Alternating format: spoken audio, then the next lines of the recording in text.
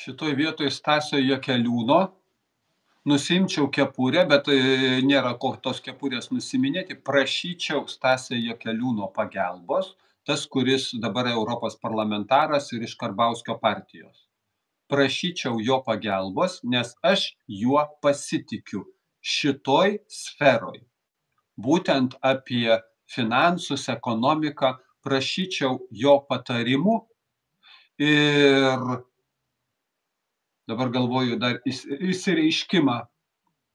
Jo prieš tai jau išsakytos mintis apie Lietuvos banką, kaip jį reikia turėti, priedo su juo padiskutuoti ir kokiu būdu susigrąžinti finansinę nepriklausomybę. Šitas terminas reiškia apie savo valiutos.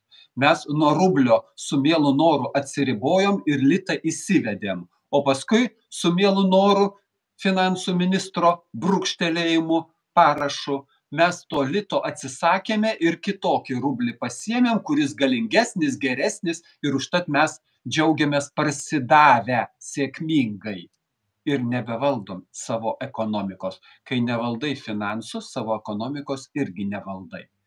Tai šitoj vietoj, kadangi aš nesu specialistas, bet tokių žmonių kaip Jakeliūnas patarimai, kaip susigrąžinti finansinę nepriklausomybę, tai jeigu kas, galima ir nuvažiuoti ir kitas šalis patirties pasisemti, bet ne man asmeniškai, nes aš kaip medikas ten nesuvoksiu detalių, bet tiem, kurie nusiteikia iš idėjos nepriklausomybės, kad jinai yra vertinga pati savaime.